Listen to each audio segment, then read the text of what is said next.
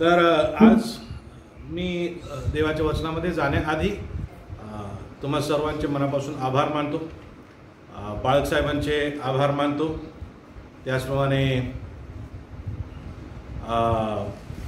त्याचप्रमाणे शैलाताईंचे आभार मानतो की त्यांनी ही व्यवस्था करून दिली. त्याचप्रमाणे या ठिकाणी उपस्थित सन्माननीय जो पाळक वर्ग आहे त्यांचे सुद्धा आभार मानतो की भारतामधून जरी उशीर झालेला आहे तरी ते या भक्तीला आज देवाचं वचन ऐकण्याकरता आणि सहभागितेकरता उपस्थित आहेत. तर त्यांचे सुद्धा आभार मानतो. मला डॉक्टर वंदन वार्ड त्या ठिकाणी दिसले, त्यांचे सुद्धा आभार मानतो की ते आपल्याला आज जॉईन होऊ शकलेले आहेत. तर तुम्हा सर्वांचे आभार मानून तुमच्या परवानगीने देवाच्या वचनाला आपण आज या ठिकाणी सुरुवात करणार आहोत. एक चित्रपट आहे, तुम्ही तो बघितला की नाही मला माहीत नाही, मी सुद्धा अजून तो बघितलेला नाही, परंतु त्या चित्रपटाचं नाव आहे द चोजन. आणि या चित्रपटाबद्दल असं सांगितलं जातं की $10 मिलियन खर्च करून $10 दशलक्ष खर्च करून हा चित्रपट बनवण्यात आला. परंतु हे सर्व $10 दशलक्ष जे आहेत हे कुठल्या प्रायोजकांना त्यांना दिलेले नाहीत, कुठल्या स्पॉन्सरना त्यांना दिलेले नाहीत. तर जवळपास 16,000 लोकांनी त्याच्यामध्ये इन्व्हेस्टमेंट केलेली आहे. क्राऊड फंडेड हा प्रोजेक्ट आहे आणि असं मानलं जातं की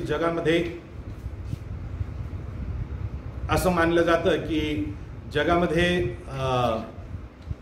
हा पहिला असा चित्रपट आहे जो क्राऊड फंडेड आहे आणि फार मोठं रेकॉर्ड या चित्रपटाद्वारे झालेला आहे. क्राऊड फंडेड, लोकांनी फंड केलेला असा. आता आज जेव्हा मी नेहम्याचा 3रा अध्याय वाचायला सांगितला, सर्व वाचकांचे मी हावभाव बघत होतो जे या 3ऱ्या अध्यायाच्या वाचनाच्या वेळेस वचनात बघत होते, त्यांचे हावभाव मी बघत होतो आणि सर्वांच्या चेहऱ्यावर मला प्रश्नचिन्ह दिसतो की कसं काय या अध्यायात आहे तरी काय. कारण जर आपण सर्वसाधारण वाचनाच्या दृष्टिकोनातून या अध्यायाकडे बघितलं तर कदाचित बायबलमधला सगळ्यात अतिशय बोरिंग असल्या प्रकारचा हा अध्याय आपल्याला वाटू शकतो. परंतु तसं नाही आहे. या अध्यायामध्ये काही अशा गोष्टी घडलेल्या आहेत ज्या तुमच्या आणि माझ्या जीवनासाठी अतिशय महत्त्वाचे सत्य विदित करतात. Many of you might be wondering why in the world have this pastor chosen this chapter from the Bible, because when you read it, it sounds so boring, so many names, and this fellow did and that fellow did this and that sort of thing. But let me tell you, this is one of the most powerful chapters in the Word of God. Anything and everything in the Word of God is present there by the permission and by the inspiration of the Holy Spirit, and that's why it is very important. You and I have to learn what is there. देवाचे वचन हे देवाच्या आत्म्याच्या प्रेरणेने लिहिलेलं गेलं असल्यामुळं त्यामध्ये आलेल्या सर्व बाबी तुमच्या आणि माझ्या आध्यात्मिक उन्नतीसाठी अतिशय पूरक असल्या प्रकारच्या आहे. मात्र त्याच पवित्र आत्म्याच्या प्रेरणेने आम्हाला ते वाचायला शिकावं लागेल, त्याच्या उत्सुकतेने आम्हाला ते वाचायला शिकावं लागेल आणि मग ह्यामध्ये दडलेले जे सत्य आहेत, गुपित आहेत, तुमच्या आणि माझ्या जीवनासाठी आवश्यक असणारे लागू करणं आहेत, ॲप्लिकेशन्स आहेत, ते आम्हाला त्यामधून बघायला मिळतात. आता आपण हेच अध्याय जर नीट बारकाईने वाचले तर आमच्या असं लक्षामध्ये येतं की जवळपास काही टीकाकारांचं म्हणणं, भाषाकारांचं असं म्हणणं आहे की नेहम्याच्या पुस्तकामध्ये यरुशलेमेची जी अवस्था सांगितलेली आहे पहिल्या अध्यायाच्या 3ऱ्या वचनात की जे अवशिष्ट लोक यरुशलेमेमध्ये राहिलेले आहेत ते अतिशय दुर्दशेत आहेत, अप्रतिष्ठेमध्ये आहेत, वेशी आग लावून जाळून टाकण्यात आलेले आहेत आणि त्याचे तट जे आहेत, कोट जे आहेत ते पडलेले आहेत. तर अतिशय वाईट असल्या प्रकारची अवस्था यांची असलेली दिसते आणि ह्या वाईट अवस्थेमध्ये हे लोक साधारणतः कदाचित 4 पिढ्यांपर्यंत या अवस्थेमध्ये हे लोक राहत आहेत आणि या 4 पिढ्यांपर्यंत कोणी त्यांच्यामध्ये असं उठत नाही आहे की जो उठून म्हणेल की आपण हा कोट बांधून काढू, आपण ह्या वेशी बांधून काढू, आपण या शहराचं पुनर्वसन करू आणि ते तसंच दुरावस्थेमध्ये राहिलेलं आपल्याला दिसतं. We understand that the condition of Israelites and the condition of Jerusalem is in pathetic situation. Almost for 4 generations, there hasn't been a single person who could raise up and say, "Let us build the walls of Jerusalem.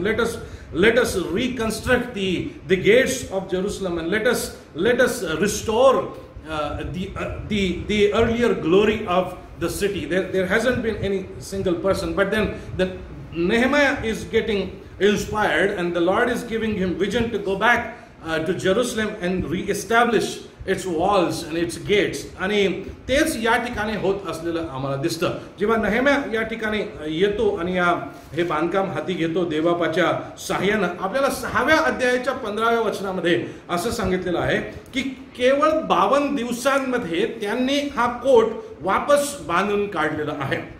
जी बाब 120 वर्ष होऊ शकलेली नाही, ती बाब फक्त 52 दिवसांमध्ये नेहेम्याच्या संगती या यरुशलेमेतले लोक करू शकलेले आहे. Chapter 6 and verse 15 tells us that only within 52 days the walls and the gates of Jerusalem were re-established. And this is a miracle. This is an amazing thing that is happening here in the Old Testament that we see. For 4 generations, the walls that were in fallen stage, the gates that were there in a burned stage, and the condition that was pathetic, that is being reversed within 52 days. And how is this possible? And some of the principles of doing this, we are going to look at those principles today.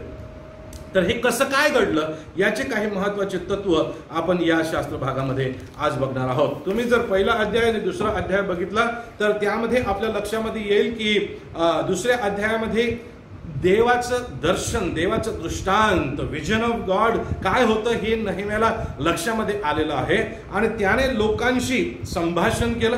लोकांना त्याने समजावून सांगितलं की जो राजा आहे तो त्याच्यावरती प्रसन्न आहे. त्यांना लोकांना समजावून सांगितलं की देवाचा वरदहस्त त्यांच्यावरती आहे. त्यानं लोकांची मर्जी त्या ठिकाणी संपादन केलेली आहे आणि ह्या सगळ्या गोष्टी घडून आल्यानंतर ते प्रेरित झालेले आहेत. देवाच्या आत्म्यानं ते प्रेरित झाले आणि दुसऱ्या अध्यायामध्ये असं म्हटलेलं आहे 18व्या वचनाच्या शेवटच्या भागामध्ये की ते सत्कार्य करण्याची हिम्मत त्यांनी बांधली. ते सत्कार्य करण्याची हिम्मत त्यांनी बांधली. नेहेम्या त्यांना प्रेरित करू शकलेला आहे. नेहेम्या देवबापाच्या आत्म्यानं त्यांना उत्तेजन देऊ शकलेलं आहे. नेहेम्या देवबापाच्या आत्म्यानं त्यांना ह्या कामासाठी उभा करू शकलेला आहे. 4 पिढ्यांपर्यंत ते हे करू शकलेलं नाही आणि आता तो उभा त्यांना करू शकलेला आहे. त्या सर्वांची हिम्मत त्यानं एकजूट केलेली आहे. Nehemiah was able to inspire this people. He was able to tell them that the king has his permission for this project. He was able to tell them that the upper hand of God is on him and upon all of them to do this work. And through that he got the approval and he won the hearts of the people of Jerusalem. And he helped them understand that your image, your condition, your situation, your prestige will change if you build this.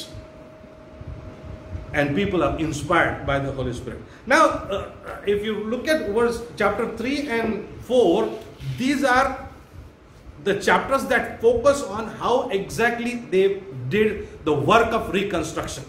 या 3ऱ्या आणि 4थ्या अध्यायामध्ये जर आपण बघितलं तर आपल्या लक्षामध्ये येईल की या 3ऱ्या आणि 4थ्या अध्यायाच्या प्रत्येक वचनामध्ये त्यांनी बांधकाम कसं केलं ह्याबद्दलचं वर्णन बारकाईने नमूद करून ठेवलेलं आहे आणि त्यामधून आम्ही काही गोष्टी शिकणार आहोत. म्हणून लक्षामध्ये घ्या प्रियानो, हे कामकरी, या कामकऱ्यांचा पुढारी जो आहे तो प्रेरित पुढारी आहे. परमेश्वराच्या आत्म्यानं प्रेरणा प्राप्त असा व्यक्ती आहे. परमेश्वराच्या आत्म्यानं प्रेरणा प्राप्त असल्या प्रकारचे लोक हे काम करत आहेत. आता तुम्ही आणि मी जेव्हा देवबापाचं काम करायला निघतो तेव्हा त्या पवित्र आत्म्याची प्रेरणा, त्या पवित्र आत्म्याची चालना, त्या पवित्र आत्म्याचं सहकार्य, त्या पवित्र आत्म्याचं मार्गदर्शन, त्याच्यापासून येणारं सामर्थ्य आम्हाला आवश्यक आहे. प्रिया, तुम्हाला आणि मला देवाच्या राज्याच्या भिंती बांधण्यासाठी प्रभू परमेश्वराने निवडलेलं आहे. आणि मला तुम्हाला सांगू द्या, जोपर्यंत ही प्रेरणा पवित्र आत्म्यापासून मिळत नाही तोपर्यंत आम्ही देवाचं काम यशस्वीरित्या करू शकणार नाही. आणि म्हणून पहिली बाब तुमच्या समोर मला ही मांडायची आहे की 52 दिवसात 4 पिढ्यांपर्यंत जे काम पूर्ण होऊ शकलं नाही ते हे पूर्ण करू शकले. त्याचं कारण हे होतं की ते देवाच्या आत्म्याद्वारे प्रेरित होते. म्हणून प्रेरणा घ्या, देवाच्या आत्म्याकडून प्रेरित व्हा, त्याच्या आत्म्यानं भरा आणि मगच तुम्हाला देवराज्य बांधणीचं काम करता येईल. प्रेरणेनं बांधकामाचं काम आम्हाला करावं लागेल. ती पहिली गोष्ट आम्हाला यामधून शिकायला मिळते की हे काम करणारे जे लोक आहेत ते असे गळून गेलेले लोक नाहीत, ते असे जगावरती लक्ष केंद्रित केलेले लोक नाहीत. त्यांचे दृष्टिकोन पवित्र आत्म्यानं आणि पवित्र आत्म्यानं भरलेल्या या पुढाऱ्यानं बदलून टाकलेले आहेत. आणि हे प्रेरित लोकच हे काम अतिशय अद्भुतरित्या करू शकत आहेत हे आम्हाला या ठिकाणी दिसतं. प्रेषितांची कृत्य याचा पहिला अध्याय 8व्या वचनामध्ये आम्हाला लक्षामध्ये येतं की देवबापानं स्वतः त्याच्या शिष्यांना सांगितलं की पवित्र आत्मा तुम्हाला येईल आणि मग तुम्हाला सामर्थ्य प्राप्त होईल, तुमच्यावर येईल मग तुम्हाला सामर्थ्य प्राप्त होईल. आता आजकाल आपण पवित्र आत्म्याच्या सामर्थ्याचा संबंध वेगवेगळ्या गोष्टींसंती लावत आहोत. पवित्र शास्त्राचा ज्याचा संबंध नाही अशा गोष्टींकडे त्याचा संबंध आम्ही लावत आहोत. परंतु मला तुम्हाला सांगू द्या, पवित्र आत्म्याचं जे कार्य आहे ते कार्य देवराज्य बांधण्यासाठी सामर्थ्य देणारं असल्या प्रकारचं आहे. तुम्हाला आणि मला जबाबदारी आहे, तुम्ही आणि मी देवाचं राज्य बांधून काढावं. आम्ही आहोत त्या ठिकाणी आमच्या अवतीभोवतीच्या जगामध्ये आम्हाला देवाचं राज्य बांधून काढायचं आहे. म्हणून पहिली गोष्ट आम्ही ही शिकत आहोत की implementation of the reconstruction by inspired people. ह्या भिंतींचं पुनर्स्थापनेचं काम, त्यांच्या प्रतिष्ठापनेचं काम हे पवित्र आत्म्यानं प्रेरित लोकांद्वारे केलं जात आहे. तर ती पहिली गोष्ट आपण शिकूया की तुम्हाला आणि मला पवित्र आत्म्यानं प्रेरित होऊन हे काम करायचं आहे, आमची जबाबदारी पूर्ण करायची आहे. पवित्र आत्म्याला बाजूला ठेवून जेव्हा जेव्हा आम्ही एखाद्या कामाला पूर्तता द्यायचा प्रयत्न करतो ते काम यशस्वी होत नाहीत, कारण त्यामध्ये देव समाविष्ट नसतो. कारण त्यामध्ये देव समाविष्ट नसतो. देव जर समाविष्ट आहे, देव जर तुमच्या संगती आहे तर काम पूर्ण झाल्याशिवाय राहणार नाही. अडखळणं निश्चित येतील पण काम पूर्ण झाल्याशिवाय राहणार नाही. दुसरी महत्वाची गोष्ट या अध्यायामधून आपण ही शिकतो. तुम्ही हा अध्याय पूर्ण वाचा. या पुस्तकाचं नाव आहे नेहेम्या. या पुस्तकामधला जो हिरो आहे तो आहे नेहेम्या.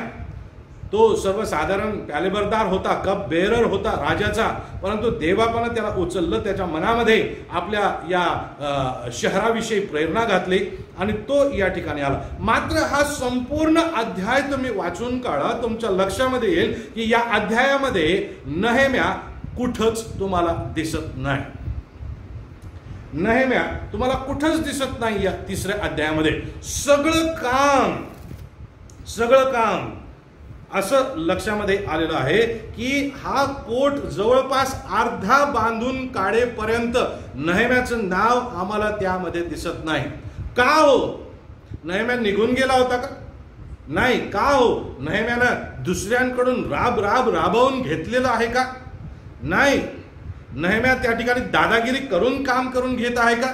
नाही. नेहेम्या त्या ठिकाणी मी पुढारी आहे, मी काम करणार नाही, मी हात लावणार नाही असल्या प्रकारे वागत आहे का? नाही. हे लोक देवाचं शहर बांधून काढण्यासाठी इतके प्रेरित त्या ठिकाणी झालेले आहेत की त्यांनी त्या ठिकाणी प्रातिनिधित्मकता अवलंबलेली आहे. नेहेम्यानं प्रातिनिधित्मकता त्या ठिकाणी अवलंबलेली आहे. प्रातिनिधित्मकतेला आपण डेलिगेशन म्हणून, जबाबदारीचं डेलिगेशन.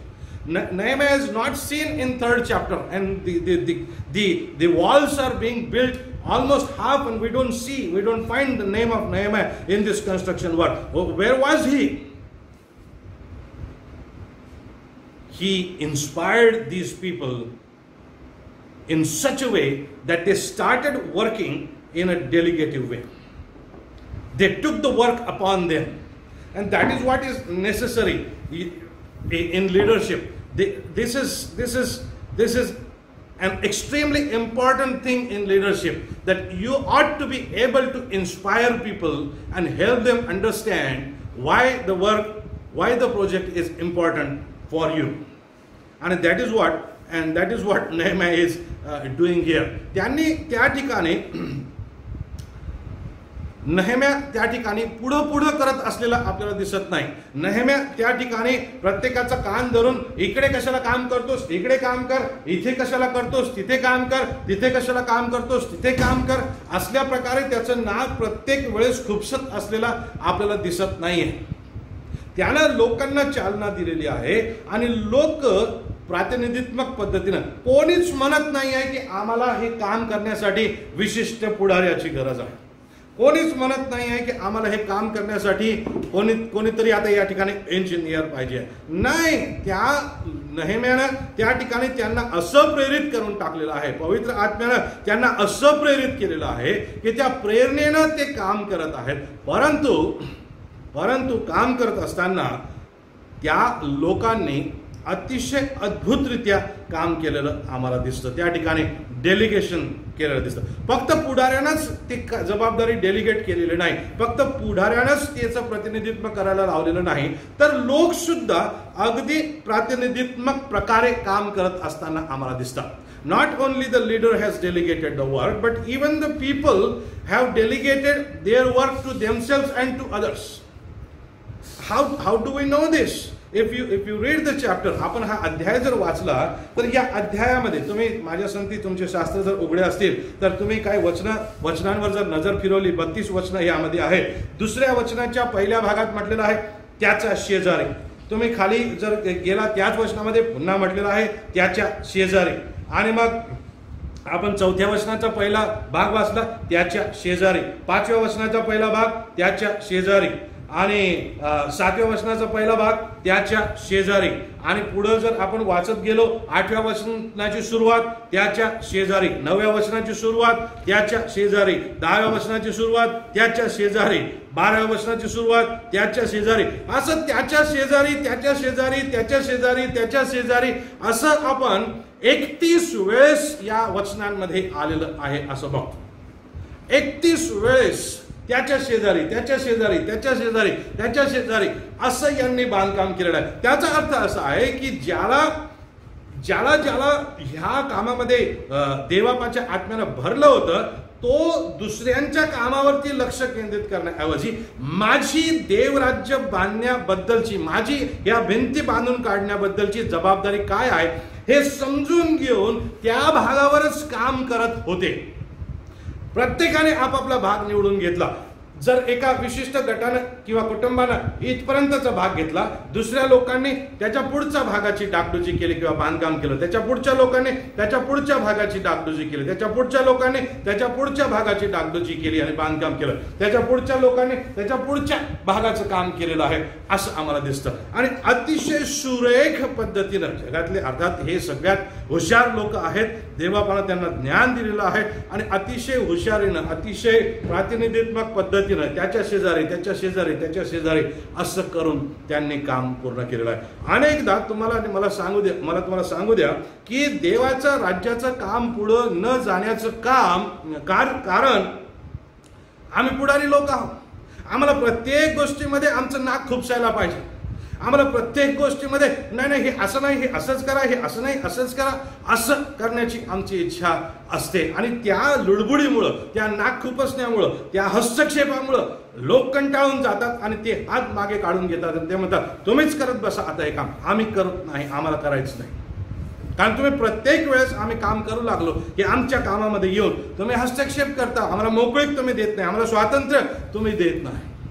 देवबापाचं काम करणं कठीण आहे. लोकांना प्रेरित जर आपण करू शकलो तर ते लोक स्वतःहून ते काम आनंदानं करू शकतील. आणि तेच सुरुवातीच्या मंडळांमध्ये झालेलं आम्हाला दिसतं. सुरुवातीच्या ज्या मंडळ्या आहेत, प्रथम मंडळी जी आहे, लोकांनी स्वतःहून देवराज्याच्या बांधकामाचं काम स्वतःवर घेतलेलं आहे आणि ते काम सतत ते करत आहेत आणि सतत ते वाढत्या क्रमाने पुढे चालत गेलेलं आहे असं आम्हाला दिसून येतं. म्हणून देवाची आपण स्तुती करूया की अतिशय अद्भुत असल्या प्रकारची तत्व या अध्यायांमध्ये आम्हाला दिसतात.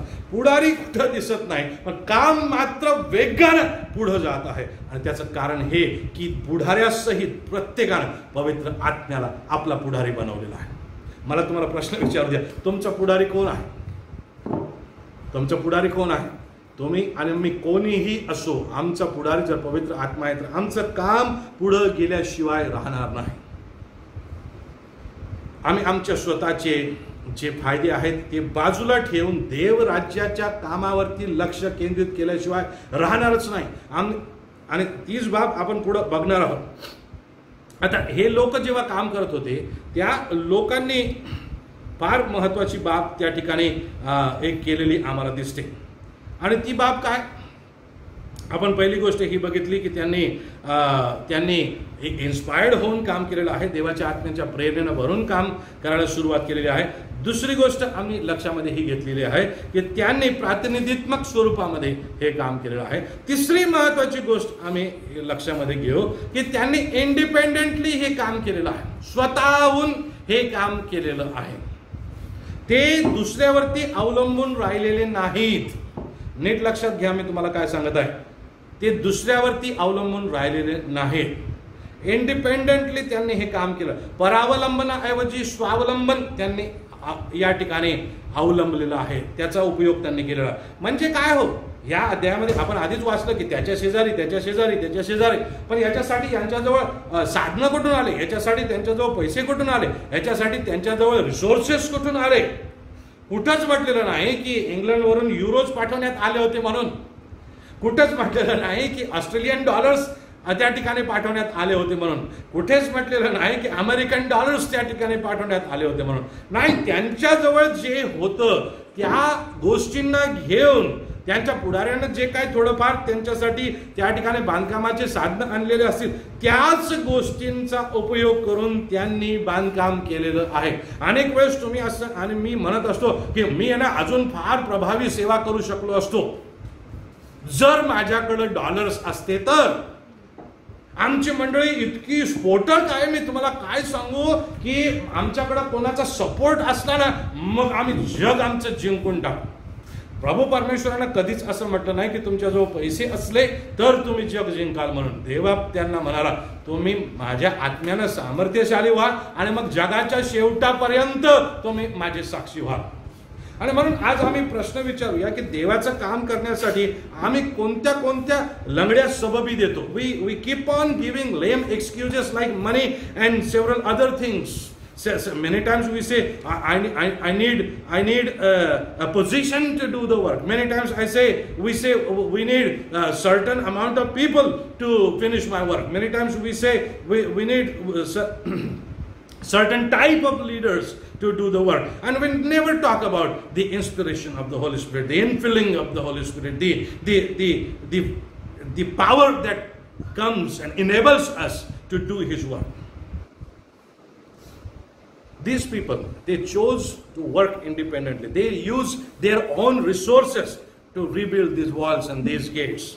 आणि म्हणून आम्ही लक्षामध्ये घेऊया की आम्ही आमच्या लंगड्या सबबी देणं आता बंद करूया. आमची कारणं सांगणं आपण बंद करून आपल्या आपण उपस्थित आहोत त्या अवतीभोवतीचं जे जग आहे त्या ठिकाणी देवाच्या आत्म्याने भरून आम्ही कार्य करू शकतो. 3 गोष्टी आपण बघितल्या. पहिली गोष्ट, देवाच्या आत्म्यानं प्रेरित होऊन आम्हाला देवराज्य बांधणीचं काम करावं लागेल. दुसरी गोष्ट, आम्हाला प्रातिनिधित्मक पद्धतीनं देवाच्या राज्याचं बांधकाम करावं लागेल. तिसरी गोष्ट, आम्हाला परावलंबनाऐवजी स्वावलंबनाचा उपयोग करून देवराज्याच्या वाढीचं काम करावं लागेल. आणि चौथी आणि शेवटची गोष्ट सांगून मी बंद करणार आहे. चौथी गोष्ट आहे इम्पार्शियल इम्प्लिमेंटेशन. पक्षपात टाळून आम्हाला देवबापाचं काम करावं लागेल. मला काय म्हणायचं आहे, हा अध्याय तुम्ही बारकाईने वाचा आणि त्यामधली नावं जर तुम्ही अधोरेखांकित केली आणि किंवा वर्तुळ त्याभोवती काढली आणि ती मोजली तर तुमच्या लक्षात येईल की जवळपास 45 लोक किंवा 45 घराण्यांचा उल्लेख या अध्यायामध्ये तुम्हाला सापडेल. About 45 people or 45 families. If you study the chapter very carefully and underline the names that are that are occurring in this chapter, you'll find about 45 families or 45 people. आता त्या फॅमिलीजला जर आम्ही 2 गटात विभागायचं असं ठरवलं तर आपल्या लक्षामध्ये येईल की जवळपास 8 अशी कुटुंब किंवा लोक आहेत ज्यांचे व्यवसाय सांगितलेले आहेत. उदाहरणार्थ मुख्य याजक, अधिपती, सोनार, सुगंधी द्रव्य बनविणारे, त्यांना गांधे असं म्हटलेलं आहे, अधिकारी व त्यांच्या कन्या, लेवी, द्वारपाल आणि व्यापारी. हे असे जवळपास 8 प्रकारचे लोक आहेत ज्यांची नावं सांगितली आहेत. मात्र बाकीचे जे लोक आहेत त्यांच्या व्यापाराविषयी, त्यांच्या कामाविषयी काहीही सांगितलेलं नाही. मी या दोघांची या ठिकाणी वर्गवारी करत असताना ज्यांची नावं सांगितलेली आहेत त्यांना मी पांढरपेशी म्हटलेलं आहे किंवा इंग्रजीमध्ये त्यांना इम्पॉर्टंट पीपल म्हणता येईल. आणि जे दुसरे आहेत त्यांना मी पामर म्हटलं, म्हणजे इनसिग्निफिकंट people. There are 2 kinds of people found among these 45 names. About 8 people or 8 families are important people because the business of their family or their life is mentioned here, but the other people, their business is not mentioned. What work they did in society, even the Holy Spirit has not found it important to be mentioned here. But even in this divided scenario, ह्या विभक्त असल्या प्रकारच्या चित्रामध्ये सुद्धा आपल्या लक्षामध्ये हे येईल की ह्यांनी त्या व्यापारांचा, त्या पार्श्वभूमींचा, ह्या 8 लोकांनी त्यांच्या त्या ठिकाणी सांगितल्या जाणाऱ्या पार्श्वभूमींचा उपयोग करून कुठल्याच प्रकारचा पक्षपात केलेला नाही, कुठल्याच प्रकारचा भेदभाव त्यांनी केलेला नाही. भेदभाव न करता त्यांनी भिंती बांधण्याचं काम केलेलं आहे. भेदभाव न करता त्यांनी त्या वेशी बांधून काढण्याचं काम केलेलं आहे आणि म्हणून ते यशस्वी होऊ शकलेलं आहे. परंतु हा भेदभाव जाईल कसा? जोपर्यंत तुम्ही आणि मी देवाच्या आत्म्याच्या प्रेरणेनं काम करत नाही तोपर्यंत हा भेदभाव जाऊ शकणार नाही. तोपर्यंत आम्ही तू मी करतच राहू. तोपर्यंत मला अजूनही वाईट वाटतं की लोक पाश्चात्य देशांमध्ये जाऊन वापस येतात आणि वापस आल्यानंतर आपल्या लेकरांसाठी जेव्हा विवाह संबंध ते शोधत असतात त्यांची पूर्वीचे कुळं ते शोधत बसतात. अजूनही यांचं मामकुळ कोणतं, यांची पूर्वीची जात कोणती होती आणि यांचं आडनाव विशिष्ट प्रकारचंच आहे की नाही आणि हे विशिष्ट भागातलेच आहेत की नाही. मला प्रश्न पडतो की यांना ख्रिस्त कळाला की नाही. देवाच्या आत्म्यानं देवाच्या राज्याचे पुढारी बनलेले लोक सुद्धा अजूनही ह्या प्रकारे वागत असलेले आम्हाला दिसतात. आणि म्हणून आमच्या लक्षामध्ये आम्हाला घ्यावं लागेल की देवाचं राज्य पुढे जाऊ शकत नाही.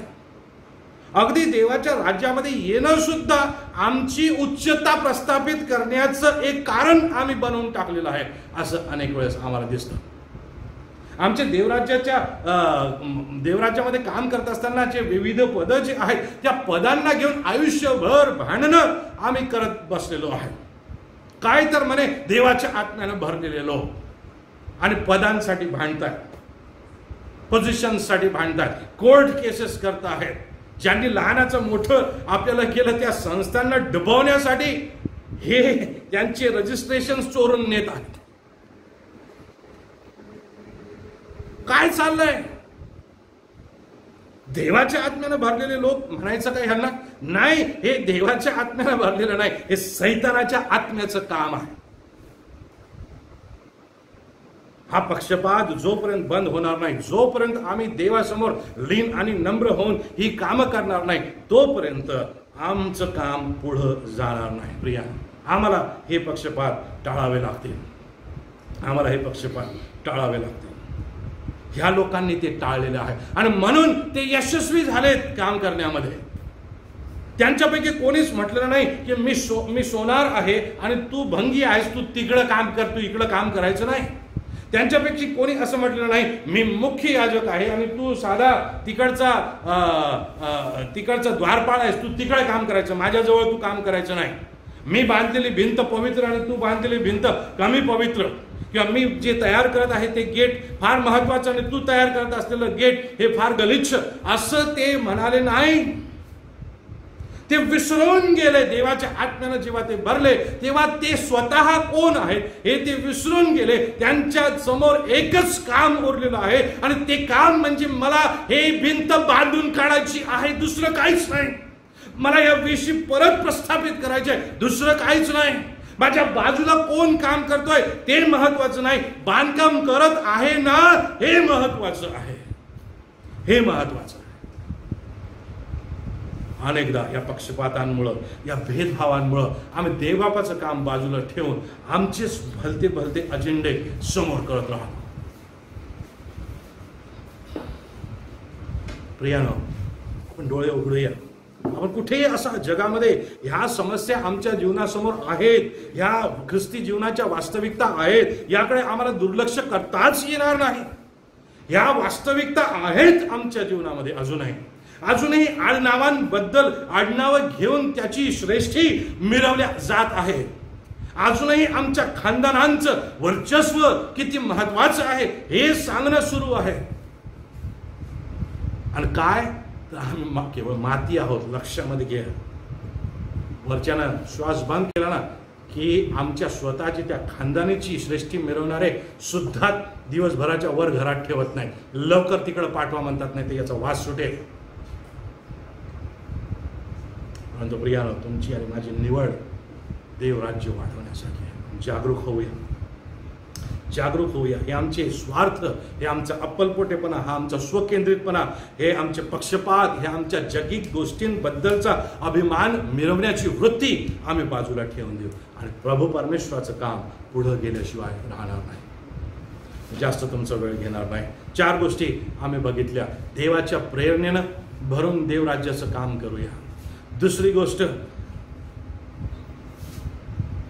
प्रातिनिधित्वतेचा म्हणजे डेलिगेशनचा उपयोग करून देवराज्य बांधण्याचं काम करूया. तिसरी गोष्ट, परावलंबनाऐवजी स्वावलंबन म्हणजे इंडिपेंडन्सचा उपयोग करून आपण देवराज्य बांधण्याचं काम करूया. आणि चौथी महत्वाची गोष्ट म्हणजे पक्षपात टाळून देवबापाचं काम करूया. आणि ह्या 4ही गोष्टी आपोआप येणार नाहीत. देवाच्या आत्म्याला आमच्यामध्ये काम करू द्यावं लागेल.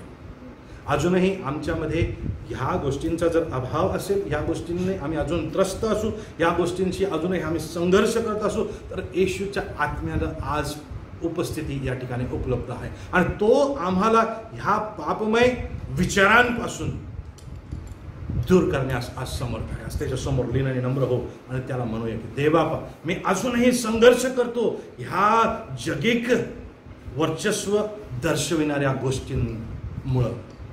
मला ह्यातून बाहेर काढा आणि देव काढल्याशिवाय राहणार. देवबाप तुम्हाला आशीर्वाद.